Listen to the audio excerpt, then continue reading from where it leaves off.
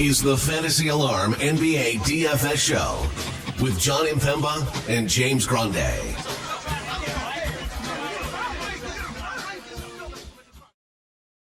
What is going on, everybody? Happy Thursday and welcome into the Fantasy Alarm NBA DFS live stream. I'm your host, James Grande. I'm joined by Keith Eister. Keith, happy Thursday. What's going on, brother? Happy Thursday. Last minute, late inning relief pitcher on the call. We were talking a little baseball pre-show, so getting excited about that upcoming season. But fun little 4-game basketball slate we got here to break down. Well, it's because your Cubs keeps trying to poach all the players the Yankees are interested in. So hey, it's about time they did something. It took a while, sure. But big fan of Edward Cabrera, so definitely like to see him land in. I mean, they did trade for Kyle Tucker. That was last year. Yeah. We need a big move again. He's now a free agent that we have no interest in signing, apparently. Yeah, I honestly, I feel like it's more he doesn't want to sign with you because he probably his feelings are hurt because Cubs fans booed him. Wah. Right? I mean, talk about not having thick skin. I mean, he's obviously still a little upset that he was like not like given like a gold crown and carried out to the field every time. Yeah, I think it's both sides though. I don't think the Cubs ever intended to go $300 million on a player. Sure. So it is both sides, I think. But yeah, it's just a clean break, I think. We do have a Chicago team on tonight's NBA slate, the Bulls, the team that you and I both are fond of, or not so fond of sometimes, most times. But they are on the slate, as are 7 other teams. We have a few of them on back-to-backs tonight. The Charlotte Hornets, the Bulls are in fact on a back-to-back. And the Utah Jazz are the 3 teams on this main slate. And we'll get into it in a second, but we'll give everyone in chat a little hello, as Cujo is in here early, showing up. Cujo just every show, Keith, if you go to the preview show, there's a comment from Cujo just giving a thank you. Every show, thank you. So thank you, Cujo. Thank you for your support. Jeff, some guy in the chat here, good evening. I see through you, another one that we can just, the same old crew, but like big supporters. We appreciate you guys very much. CB, yes. That is that was actually a Keith edition. Keith isn't just smart and about DFS plays. He's also just like, common sense stuff as well. Yes, those are the prioritized plays, and they do fluctuate, CB. So if you're looking at the playbook that I have right now on fantasyalarm.com, those core plays might be different by the time 6:30 comes around or the end of the show, depending on who's in and who's out, because we had a lot of midday downgrades. And that actually brings us to the Anthony super chat. Salute to you, Anthony, and we appreciate the super chat. Who do we trust, Ant-Man, Mitchell, or Davis, unless he screws us again? And that's a good start because those are the 3 players above $9,000 on tonight's DraftKings slate. Keith, I'll just open the floor to you. Who, if you could only pick one, if you were building one lineup tonight, which everyone by now knows you are not doing, but if you were to just be building one lineup, large field tournament, you want a lottery ticket, you want the 100K to first, or is it? Yeah, 100K to first tonight in the $18.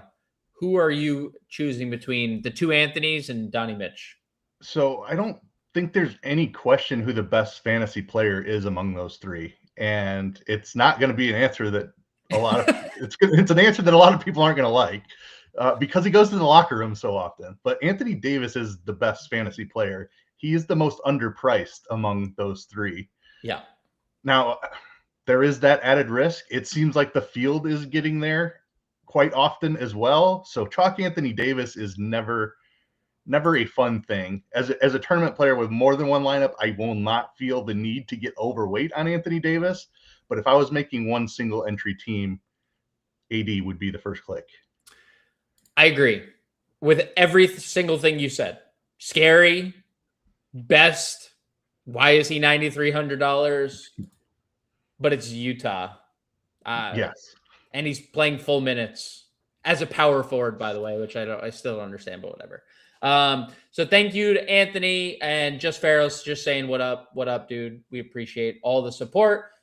Hit the like button, subscribe to the channel. There's a QR code up in the top left here that you can get a discount on the Playbook Pro content we have over at fantasyalarm.com. Again, I have the playbook out live right now. Full breakdown of the 4-gamer, and everything could change from now until then. Keith, let's get into our positional breakdown. If you guys are new here, we do go position by position. So we'll start at the point guard spot. Keontae George tops the list at 8,400. And then we have a string of injury tags. LaMelo was put on the injury report as probable, second leg of a back-to-back for Charlotte. Darius Garland was one of the aforementioned midday downgrades today. He is questionable. Tyler Hero is 7,200. Andrew Nembhard, midday downgrade, 7K. What say you about this 7K and up point guard position? Because, pretty good names, but just going to be dealing with a lot of injury designations here. Yeah, the injury tags have kind of wrecked this position at the top, at least. Keontae George is a guy that I've played a ton this year. He's taken a real step forward this season. He's not a priority for me, and partly because of some of those names that we just talked about, and some of the names that are right below him as well. He's fallen off just a little bit, still fine, still a very high ceiling. This is a guy that can score 35 actual points, and no one would be surprised. Good matchup against Dallas. They don't give up a ton of threes, but they do give up a ton of points in the paint, so he can get to the rim for sure. I like Keontae. Good matchup there. As far as LaMelo goes, being under 8K is really interesting. If like Brandon Miller was sitting, I'd be totally in on this. But with everyone on Charlotte healthy, he doesn't play 30 plus minutes. Yep. It's a little bit tough. Like, it's just a different Charlotte team now with Con there, with Brandon Miller back healthy. I think 7,900 is the right price for LaMelo. Not a priority for me at all. Garland, I'm not touching in a tough matchup against Minnesota with Donnie Mitchell back. Hero, I think, is probably still limited. Great matchup for him, but 29 minutes, that's pretty close to full strength. Yeah, it's good, dude. It was good. It's exactly what he did upon his first return, and then immediately jumped to 32 minutes second game back. Yep. Yeah, so I mean, tournaments, sure, fire him up. It's a great matchup against Chicago. It's a team that we've attacked all season long. But the guy right below him, was my favorite play of almost the slate before the midday downgrade. Midday downgrades are scary. We don't know if he's going to play. But without Benedict Mathurin, Nembhard is the guy that I think has a legitimate ceiling here. The numbers don't look great if you run them for Mathurin off for the full season. But if you look at just games that Mathurin was inactive, and that's what he is today, the numbers go up considerably. So we're talking about like a 25% usage rate, a bunch of assists as well. So Nembhard, I really like tonight. Yeah, I did. When I was looking at Indiana today, just like as a unit, I took Toppin and Isaiah Jackson off the floor too, because those are two guys that play a lot of minutes. Nearly a 23% usage rate for Nembhard, nearly 1.1 fantasy points per minute. Just like really solid numbers. I was kind of curious, and I wonder if the back had anything to do with the 30 minutes, because he played so well and that was a competitive game throughout. Because like you typically have seen him in competitive games in the mid to high 30s. I mean, I know it fluctuates because Carlisle is who he is, but I was wondering if there was something going on there because he's been so good. But I do agree on the Nembhard front. And I wrote up his points and assists today, so I happen to have the numbers right here. With only the games that Mathurin is missed, usage rate 26.5%, assist rate 39%. He's averaged almost 20 points a game and 8 assists in those 7 games that Mathurin has missed. Huge numbers for a 7K player. And I think James is talking about Nembhard. I actually hope he plays because A TJ McConnell led team does not allow much else to happen, so I kind of want Nembhard to play. I kind of want Nembhard to play. Me too, because then even if we get TJ starting, like he's going to play 24 minutes, and we're all going to be angry. If that, we'll get like Yeah, Quentin Jackson, and we'll get like extended stuff. So like, let me just know I'm getting into my 18 TJ McConnell minutes, and I'll be happy. Yeah, agreed. I don't have anything else to add there, really. I do think Keontae, if you look at some of the metrics without Nurkic, if Nurkic were to be ruled out, because Nurkic is used as a hub for Utah, they don't have that outside of Nurkic, really. So I do the numbers do spike for Keontae if there's no use of Nurkic. So just another caveat. We don't have the official Nurkic designation. He did play back-to-back late December and then sat their last back-to-back. So who knows what they're going to do with him. You kind of had, I think what you said was it took a hit to the position, at least the top, with all these tags. I would venture to say it took largely a hit to the position as a whole. Like, I think that there's a couple value options. I'm sure we'll basically touch on the same ones here. Not a very deep position overall. Like, what say you about the rest of point guard? The field is getting to Brandon Williams, and that's kind of where my next target is as well. Do you agree?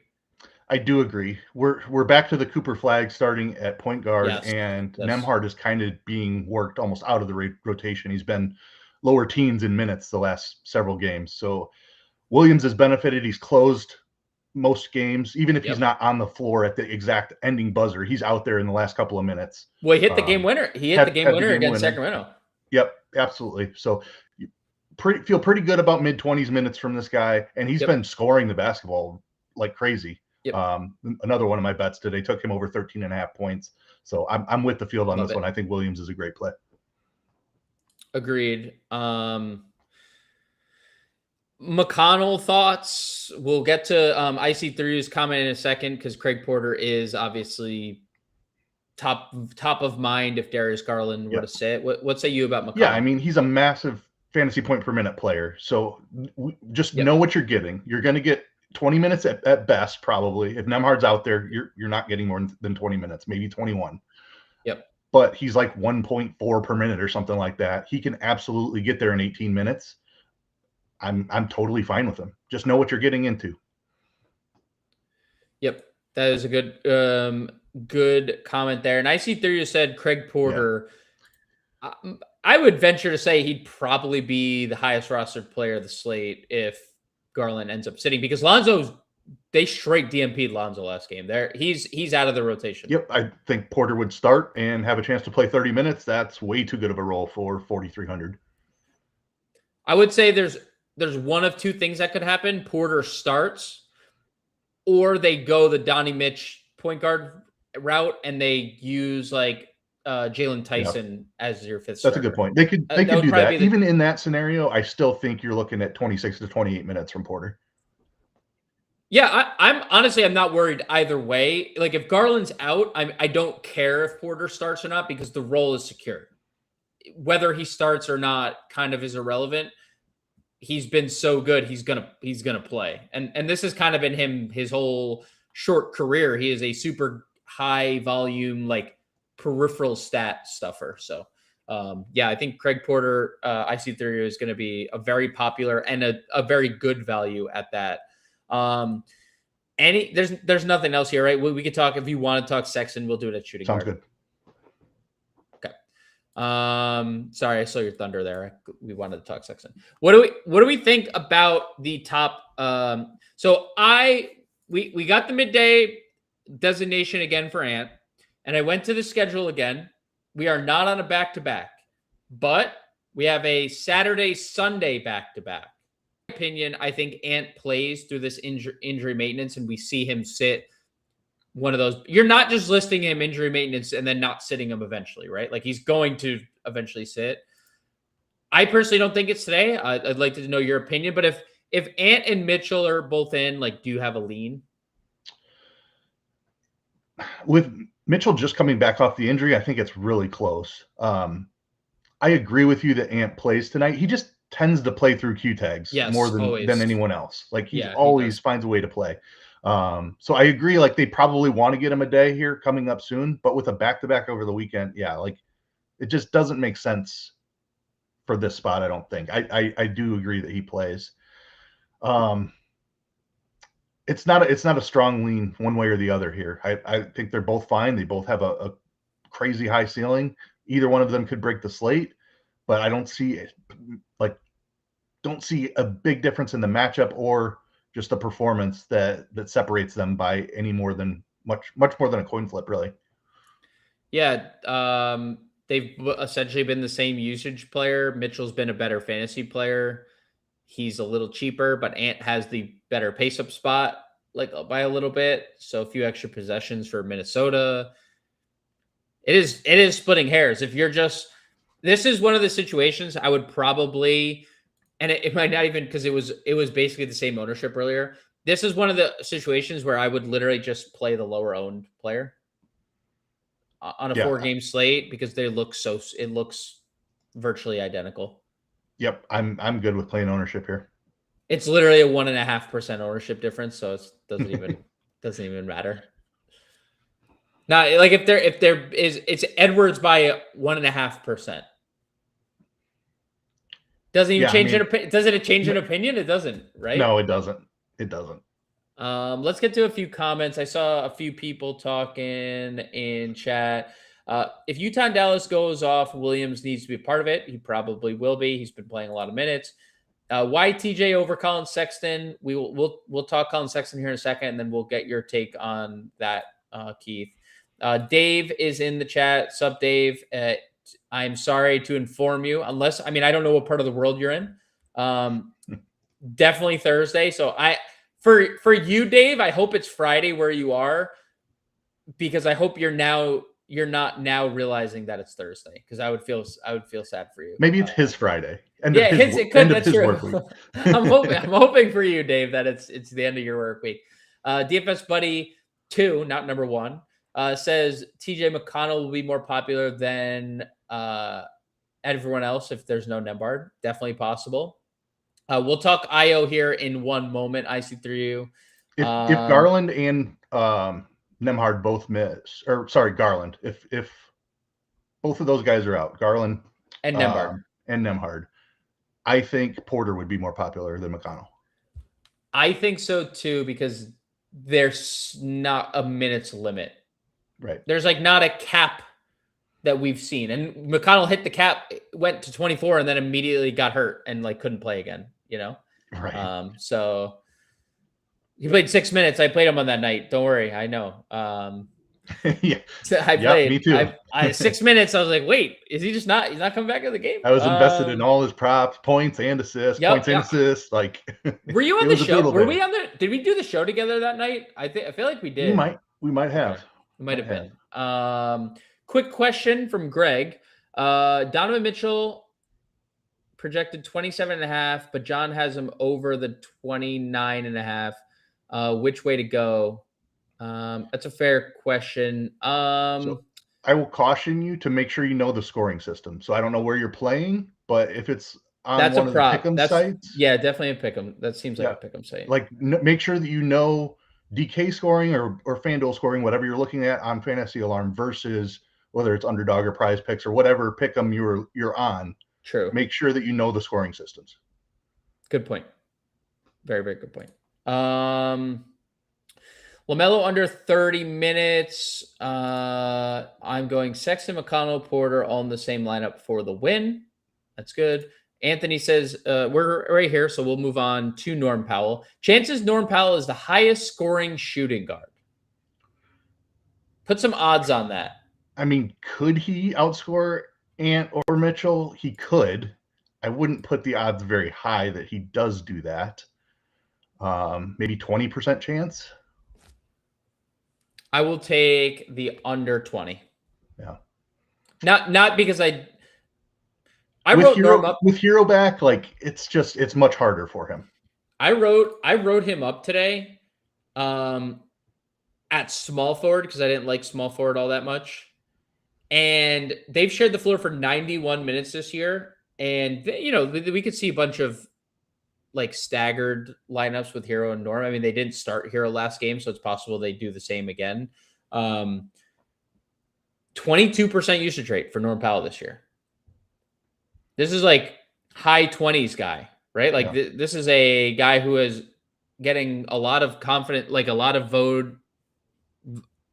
All-Star game votes. Like he is live to be an All-Star. So he is very good. He's a microwave scorer, but that's where you're relying on to be the highest scoring shooting guard. He has to be a microwave scorer the whole night. Because they're like full strength. Jaquez is upgraded to probable tonight. Hero's going to probably get into 30s a minutes. So I don't know. I don't know who gets squeezed, and they have a lot of decisions to make tonight. But I'll go under 20. Keith says 20. So I don't think he scores more than Ant or Donnie Mitch. What else do you like here at shooting guard? I find some of it to be interesting. Like Kobe White's ownership to me has been fascinating today because he's been one of the highest roster shooting guards all day long.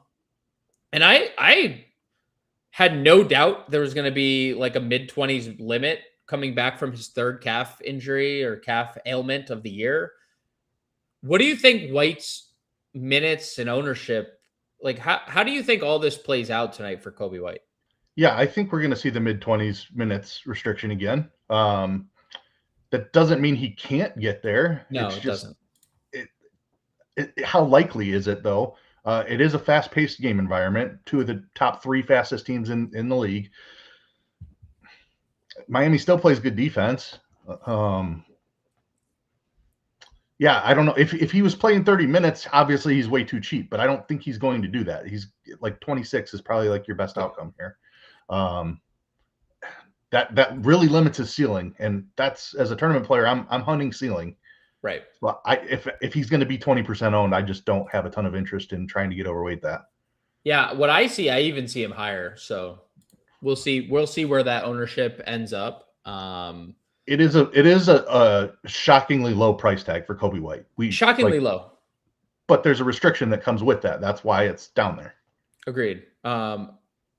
Yeah. Would you, and IC3 asked this earlier, and I'll circle this back. We'll talk Buzelis at power forward for sure. Look at us, 3 Bulls fans talking Bulls, baby. Let's go.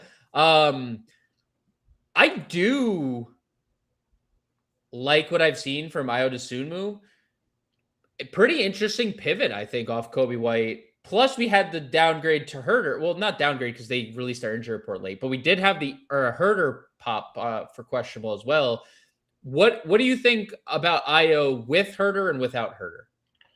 Yeah, I like him in both scenarios. Obviously, if Herter's out, you feel a lot better about the minutes floor. Like he should play at least 30 minutes if Herter's out, I would think. Agreed. It's been a wide range of outcome for Ayo, but he's played well no matter what. Like no matter what the minutes have been. So I agree. What about the rest of the position here? We've had a lot of Colin Sexton comments. We haven't talked Najee Marshall. We have some Cavs stuff we'll get to. Obviously, more Dallas and Max Christie. What say you about the rest of the position here, Keith? Even if there's something I missed above Kobe White. I mean, Khan's a guy that I don't mind playing in tournaments. The Pacers do a good job of defending the 3-point line, so it's not necessarily a Khan spot, if you would say that. But he's a guy who can always score. I do prefer another Hornet that we'll talk about at the next position. Oh, that's really Merrill's tough with Mitchell back. If Garland is out, I could probably get back to Sam Merrill. Najee's going to play a bunch of minutes. Yep. He's been one of the beneficiaries to the Cooper Flag starting lineup too, because he's starting now.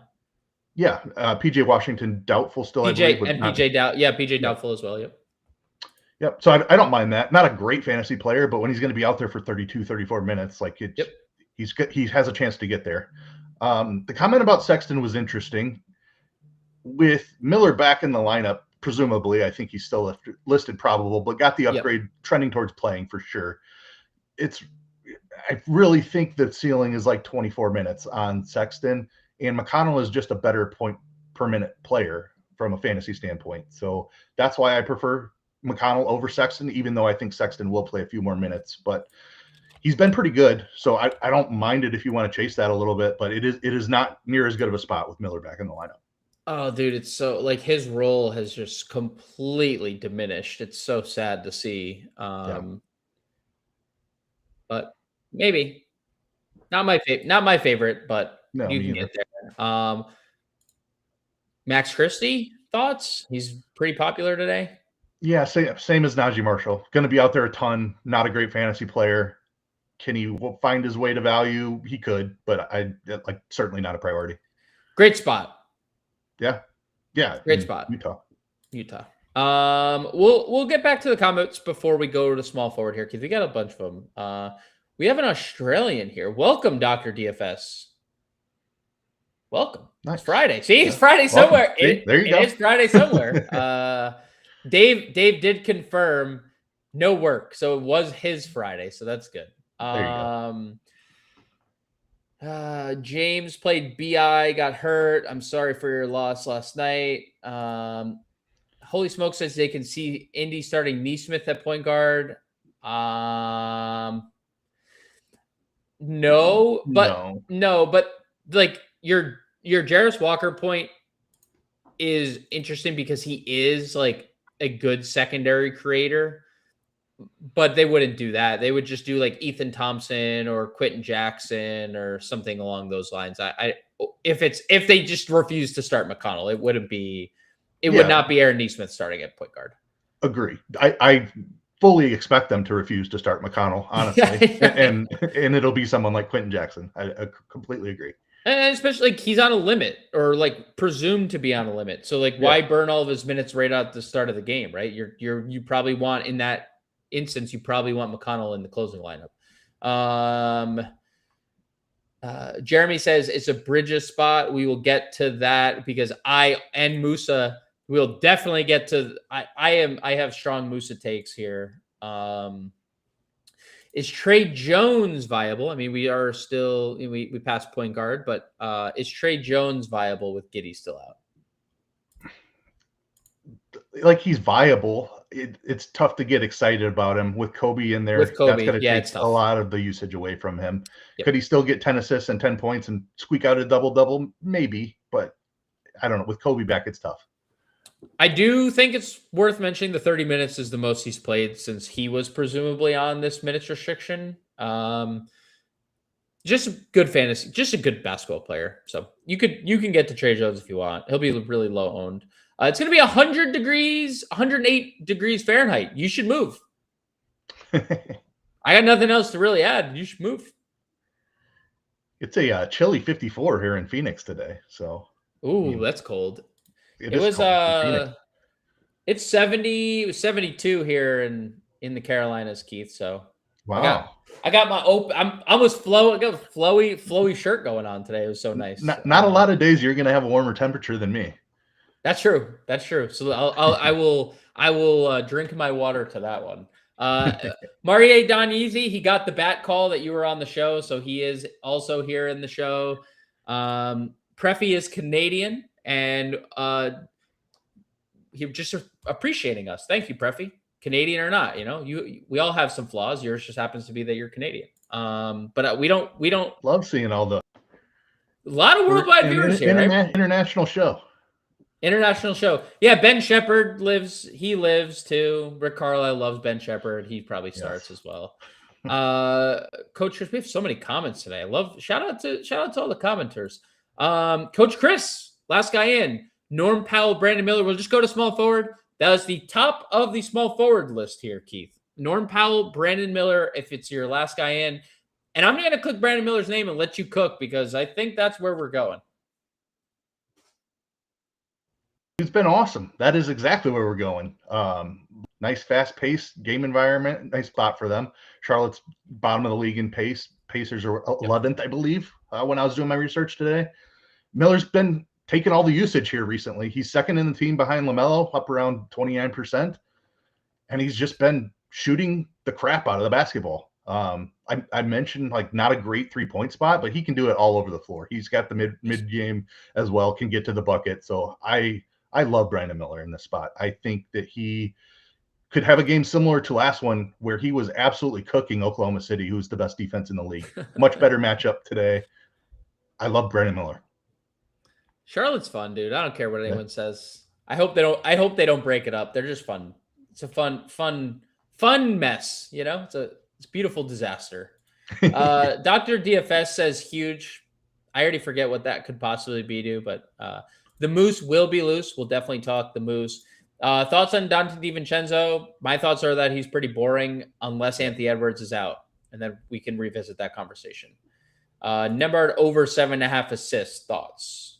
I took him over points and assists, so I do like him over 7.5 assists.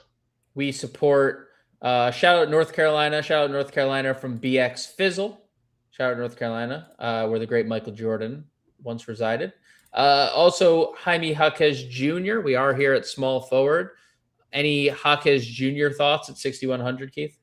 Coming off the injury, healthy Heat team. I don't see the path to, like, he could play 24 minutes, right? Like, somebody's getting squeezed in this rotation with Hero back, as well as Khalil Ware is playing. I think they have to keep him on the floor. No, don't do that. Don't assume Khalil Ware's safe. Eric Spoelstra hates that guy. I know, and it's frustrating as heck. Like, I'm concerned about Jaquez being able to find the role that he had before the injury with Hero back now. It is the Heat today is probably anything non-main guys is probably impossible. Basically impossible to play. Yeah. What else do you like at small forward? And then we'll touch back on, we have another, everyone just giving us where they're from. And we love that. Everyone, you want to just keep spamming the chat. We appreciate it. And, we appreciate all your comments, and you just got to give. We'll sneak one more in there. BX Fizzle, Bulls fans here in the Carolinas. I see you, dog. Let's go, Bulls fans. We got to stay together, Bulls Nation. All right, talk to me about the rest of small forward here, Keith. We did touch briefly on Aaron Nesmith. What's your thoughts on Nesmith here today? Yeah, I mean, there's some usage to go around here, so I think the ceiling is a little bit higher than typical. A good rebounder as well, so I definitely think you can get it. What else do we like? Is there anything that we haven't talked about? We talked Najee. Like, what haven't we talked about here at small forward? Yeah, there's not a ton else. I think we've talked about everyone else that I have even slight interest in here. Let me toss this name and I'll duck. Okay. Johnny Furphy. Oh, yeah. Like, I think that feels a little bit chasey to me. The minutes are nice to see. Rick Carlisle is in the Steve Kerr, Joe Mazzulla, Will Hardy. Like, these are guys who, for no apparent reason whatsoever, will just randomly change their rotation out of the blue. Yep. Rick Carlisle is 100% in that bucket. So I do not feel good about Johnny Furphy playing 30 minutes again at all. Yeah, I got nothing to add. I just wanted to throw him out there as a. He could, if he does, great. I don't know that he can get double-digit rebounds again either, even if he does play 30 minutes. So it feels pretty chasey. Yeah, it does. It does. Before we go to Power Forward, we'll get to a couple more of your comments. But if you guys are commenting and you want to do us a favor, please support the show. Hit the like button. Subscribe to the YouTube channel. We do this Monday through Friday, 5 days a week. We do a pre-show and the live stream once we have all our analysis. You can find all of our editorial content at fantasyalarm.com. There's a discount code up there in the corner. You can scan right now. You'll see me, you'll see Keith, you'll see John, all breaking it down each and every day. Stiegel, even though his name is New York Stiegel, is in South Texas today, 78 degrees. Hell yeah, 70 degree weather, gang, unite. Dave is happy that he's in Wisconsin. I'm absolutely sure it was cold there because I don't know if it ever gets warm there. Gator Boy 1970 from Florida. Okay, that's an interesting username. That's also not your username. QT up in the Pacific Northwest, 22 degrees. Absolutely brutal. Torin. Damn it, I never get your name right, or I never remember it. I apologize. What's up to you? Coach Chris says thank you. Me knowing so much about Charlotte is how I keep winning. Shout out to you, James. Georgia says, found you through Stochastic. or sup, y'all. Found out that Stochastic is a tough crowd. Got dragged out of their community pretty hard. Well, we're welcoming all parties, except Canadians. I'm just kidding, Preffy. You're welcome too. All Canadians, everyone's welcome. Everyone's welcome. Go Pack Go, says Dave. Rudy Gobert. We'll get to center in a second. Chicago in the building. A lot of Bulls. Chicago love. A lot of Chicago. We can't just gloss over that Go Pack Go comment. I mean, I'm a massive Bears fan. Yeah, well, I was doing it for you. I was doing it for you. I was just kind of getting past it for you. Holy Smoke says he's from Boston. Oh, we got to a Furphy. Before we even knew, there was a Furphy comment from Fizzle. George was talking about Bulls. We'll get to center. Who are the Heat main guys? They have 6 players that play. Here are the main guys. The starting lineup they ran was Bam, Powell, Khalil Ware, Andrew Wiggins, and Davion Mitchell. They brought Hero off the bench. They did not have Jaquez last game. He was upgraded to probable. They've been playing Jovic mid-20s, and that's basically the 8 that you could trust. They love Pelle Larson. I just don't know what they're going to do. I don't know how all these people are going to still play. Like, Keith says Khalil Ware is safe. I don't think he's safe. He played 28 minutes because of the blowout. I don't know if he's safe. I don't know if he's safe either because I'm not Eric Spoelstra. Yeah, it's true. He should be safe. He's been awesome. I don't know. But Jaquez back definitely does make me a little nervous. Shot like Harden's always drinking. I mean, this man's always drinking. Holding up fish. And actually, you know what? I looked at the comment. It doesn't look like fish. I always thought he was holding up fish for some reason in this picture. But it looks like a trophy of some sort. So my apologies that it's not fish. But he's always drinking when he comes into chat. Coach Chris is in North Carolina. I knew that you were also in the Carolinas. Checked into Central Texas. Some guy. Go Pack Go again. Sorry. The Dreads from 704. I don't know where that is. I could do a quick Google search. 704. Area code. Oh, Charlotte. Okay. So we get more Carolina love here. Is Allen still your top center? We will get to center here in a second, Anthony. But first, we will get to power forward. Do you want to talk Anthony Davis here or center, Keith? Or do you want to just say Anthony Davis is the best spend up on the slate and we can just move on? He is the best spend up on the slate. Yes, we know he gets hurt often, but he's an awesome fantasy player. So I will address, there was a comment about the ceiling earlier in the chat. Way earlier, right? That is a fair comment, I think, because the ceiling has not been as strong. However, this is the best possible matchup that you can get. He does play alongside Cooper Flagg now, which has obviously impacted his ceiling. But if Utah, the thing that we love about the Utah matchup is they play fast. And they are offensively capable of staying in games. They're a very good offensive team. They are the worst defensive team in basketball. That just creates the absolute best fantasy scoring environment in the entire league. So Anthony Davis, an elite fantasy player in an elite matchup, there's just nothing bad to say. I think he can easily find 60 fantasy points in this spot, even if the game is 15 to 20 points by the end of it.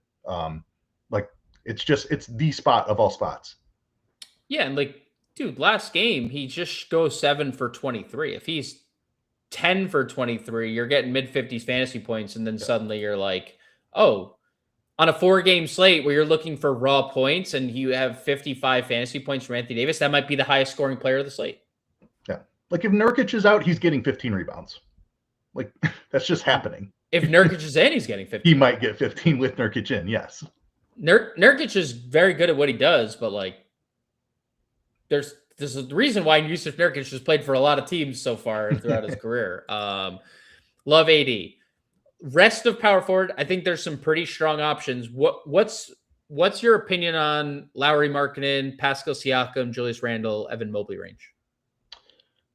Yeah, I like Markkanen a good amount, just because if you're playing that game environment, Markkanen is one of those offensive players that can help keep the game close. I generally prefer Keontae George, and that is the same today, but I will certainly have some Markkanen because he's playing huge minutes and he's scoring a bunch of points. Nice ceiling there. Big ceiling. Yeah, big ceiling.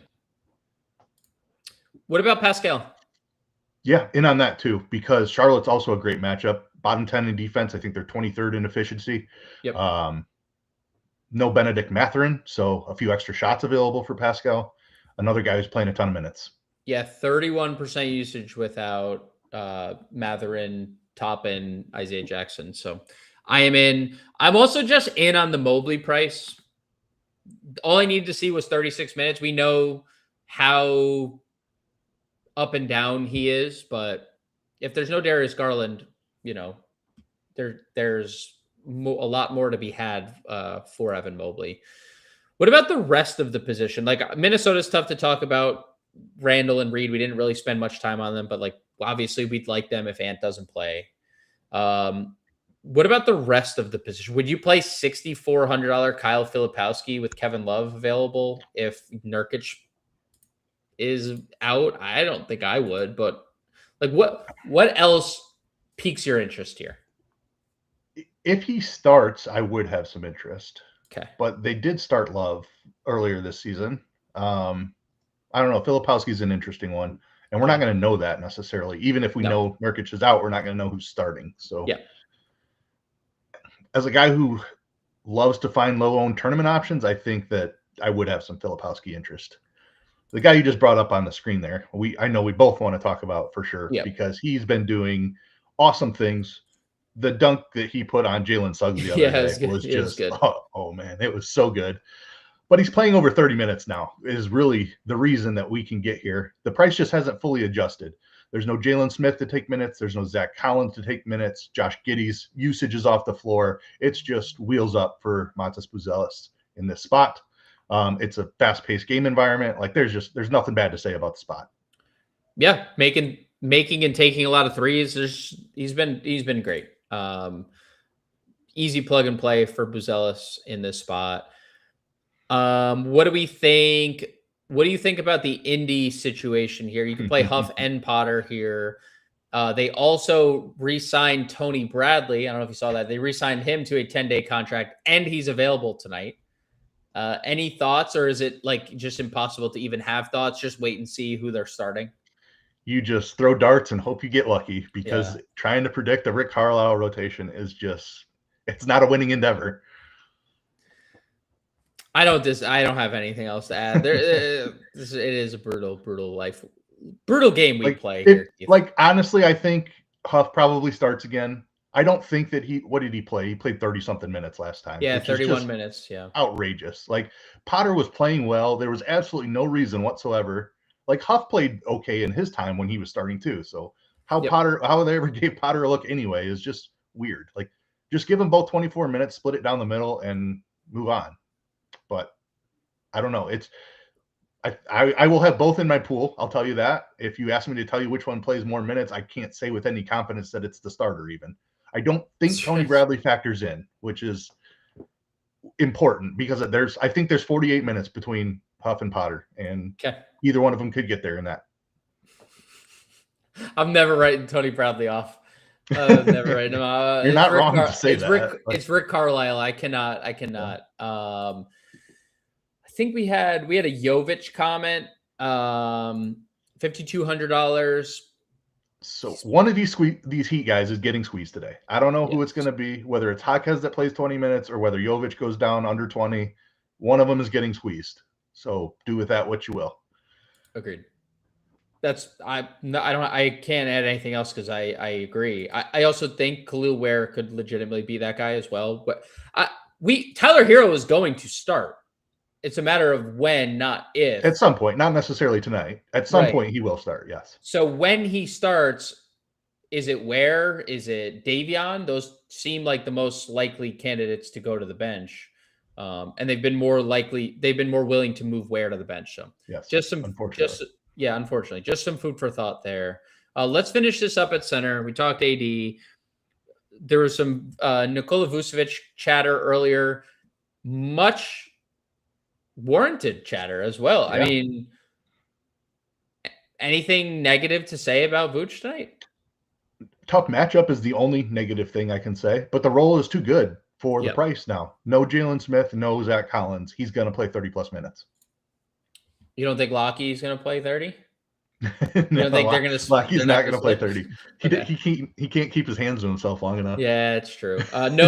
No Giddy, Smith, and Collins. Vooch 23% usage, almost 1.2 fantasy points per minute, leads the team. So you're right. Just the matchup with Bam. That's the only downside. What about the mid tier? We had Gobert comment. There is Nurkic at 7K. He is questionable. That is the last game of the slate. Although, based on ownership, there's going to be plenty of pivot. I mean, there's plenty of ways to pivot. You'll have plenty of exposure to that game. There's not. We talked Nas. There's Jared Allen at 6K. I know Anthony said, "Is he our favorite center?" What do you think about the rest of this like mid range at center? Yeah, I don't like the mid range a ton here. Like I'm going to have a lot of Vooch.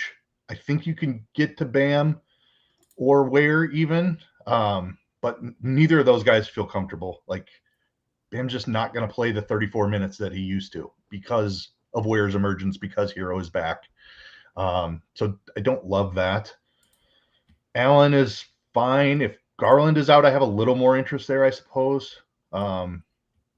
I don't know. Garland helps create for him though too. So not a play I love. I'm not going to steal your thunder. That's probably the next guy that I want to talk about. Gobert's not an exciting guy for me to roster either. So Nurkic, I think, is my favorite like mid-range play if I had to choose one of these guys. But I'll find a way up to Vooch or get to your dude. I do. So I definitely like Nurk if he plays. We don't know if he's obviously going to. He has been a fantasy monster, 43 fantasy points or more in 5 of his last 6. Obviously, the 47 plus in 3 straight. Dallas allows more points in the paint than any other team in the NBA, which kind of surprising with Anthony Davis back there. But they do allow more points than any other team in the paint. That's good for Nurk and good for Utah in general, especially when you use Nurk as a hub. Like any cutters to the basket isn't easy to. I do like Jared Allen quite a bit. You know, like we kind of talked about this the other day. Like Cleveland's been lost, like identity wise, and then they start giving Jared Allen more minutes and start closing games with them. And the last 4 games that Jared Allen's played in, like extended, they've won. And he's also in a situation where their other team has a double big as well. So it's in like typical Cleveland fashion over the last couple of years. If it's not a double big, they would just close with Mobley and Allen gets squeezed. Minnesota has 2 bigs on the floor at all times. So I do think that there is something to be said about Jared Allen today and the 34 minutes he played with Evan Mobley. I know Donovan Mitchell wasn't there, but 34 minutes with Evan Mobley closing in that Indiana game as well. I do think that there is something to be said there because he is a very good fantasy player. We just are always concerned if he's going to close or if he's going to be extended. And it seems like Cleveland has been more willing to do so lately. Yeah, good points there. That looks really good. And the point about Minnesota being a big lineup, I think, is key there. I feel a lot better about his chance to play 30 minutes tonight now. Moussa Diabate is a very I really like Moussa tonight, Keith. I think that this is like if you were to ask me who has the most rebounds of any player on the slate tonight, I would answer Moussa. Slight hot take with Anthony Davis against Utah, but I don't think I can disagree because Indy is a team that we have targeted for center production all season long for several years, actually. So I can't even argue with you. He's an elite rebounder. We've said that every time that he's in a spot to pick up minutes, and he's been playing well, and he's going to get double-digit rebounds tonight. Yeah, no, it's not a shot at AD at all. Like, no, Moussa can't do what AD can do, like full-scale stuff. But I think Moussa has like 20 rebounds. Indiana is the 2nd worst rebounding team in the NBA. They ruled Ryan Kalkbrenner out again. There is no center minutes anywhere else other than Moussa Diabate. They're going to give Hall. They're going to sprinkle in some Hall. They might go Salon for a few at center or McNeely, which is a bad idea. McNeely's 6'7". They won't go. But Salon, they might go Salon. They might do Salon a little bit, small ball center. But yeah, I think Moussa looks excellent at $5,200 for sure. Yeah, that's why my interest with all the guys above him is lukewarm at best, because I'm right there with you. I think Diabate is an absolute smash. I knew that you were going to play the rebounding angle there, and I'm on it right with you. What do you think of Gafford in the starting lineup? Fine, cheap.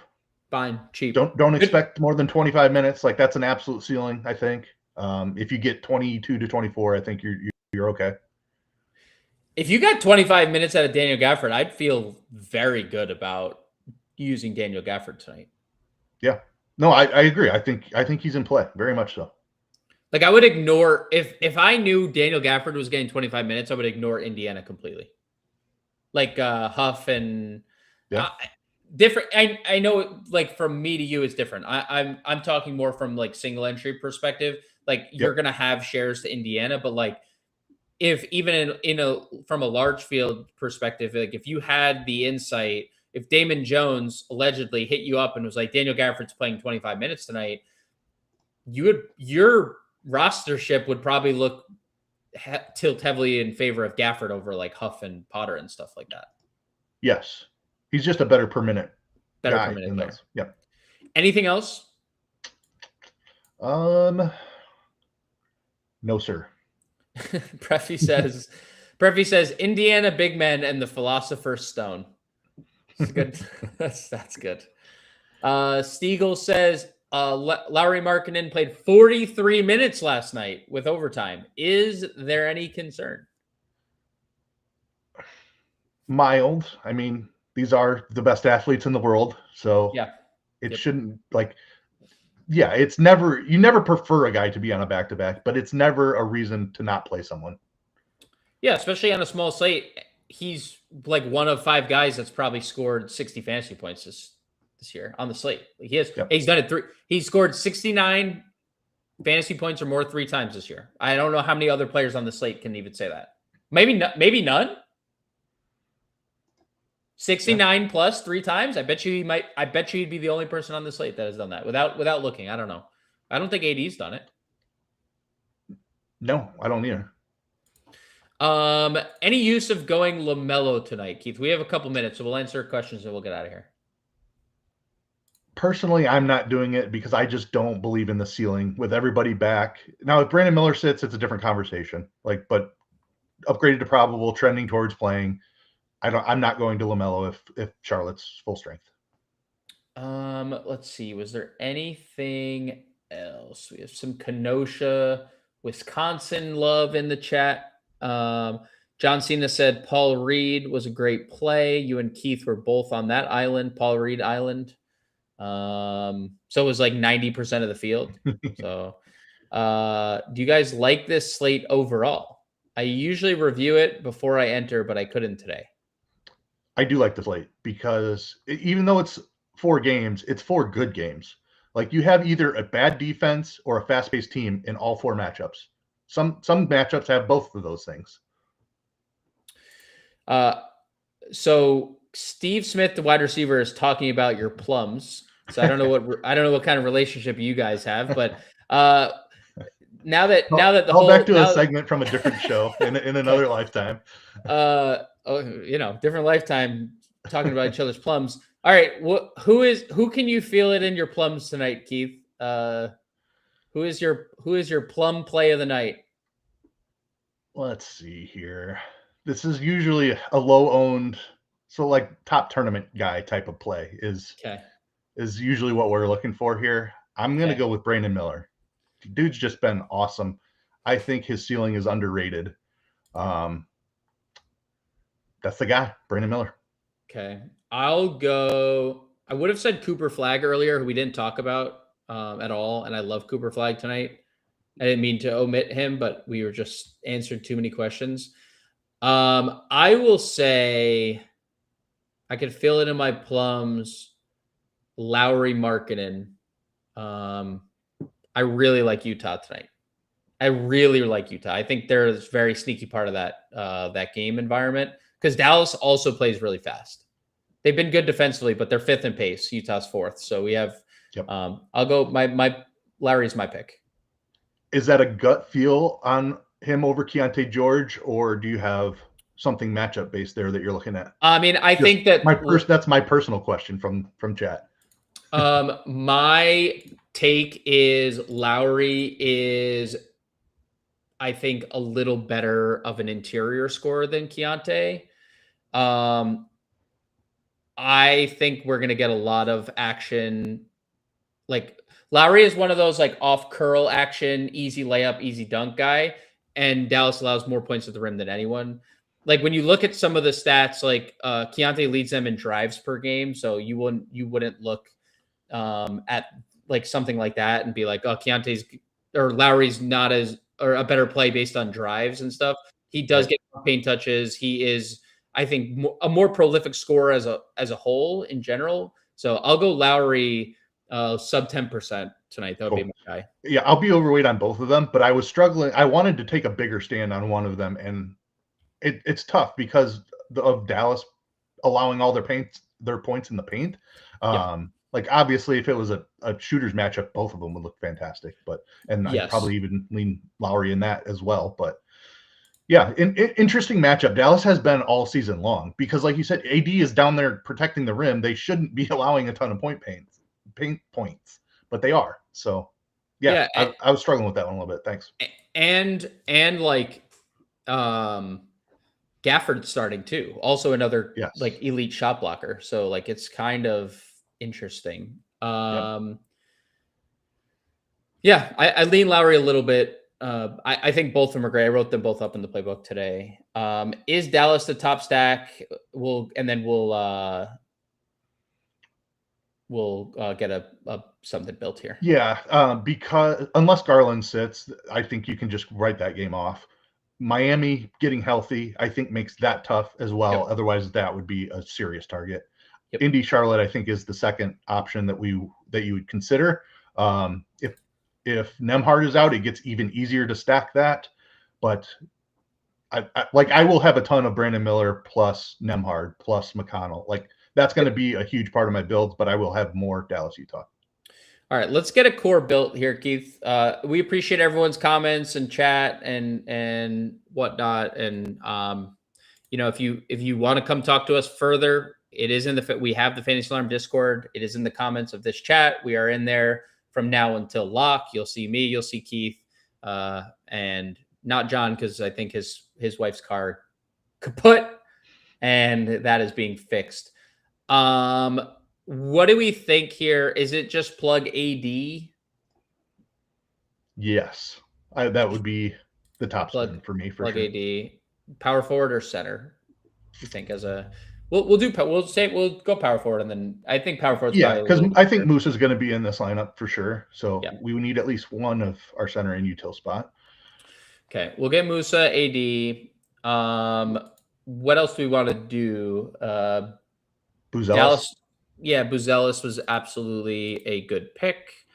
I'll actually just move AD off the. We'll put AD down to. We'll banish him down to the forward spot there. Be Will at point guard, just as like a. I mean, again, this game is so appealing. We'll get one more. We'll get one more player in here. Do you want to do Brandon Miller? Would that be your? If we're like. This is a core build for whatever. I mean, if I was making one lineup in single entry, I don't know that I'm necessarily clicking Brandon Miller. So we don't have to put him in our core here. Let me see if there's another like value that stands out. You liked Flag quite a bit. I like Flag quite a bit. Playing AD and him together is interesting. On a 4-game slate, I'm not as concerned about them both finding a ceiling. It's also just the best game environment and the best matchup in the league. I would absolutely have no second thought of playing them both. Yep, agree. Like none. And like a bigger slate, I agree. Tonight, I don't at all. We have 3 Dallas, and I don't even think I'd be comfortable going more. It's the best matchup in basketball. 4-game slate. All right, shooting guard, util, nearly $5,800 left.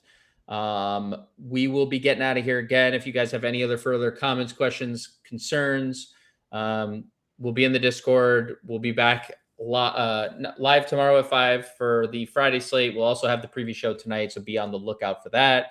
As always, big salute to you, Keith. I can feel it in my plums that we're going to win a tournament tonight, brother. So let's get after it. All right. Everybody take care. Have a good night. Catch you guys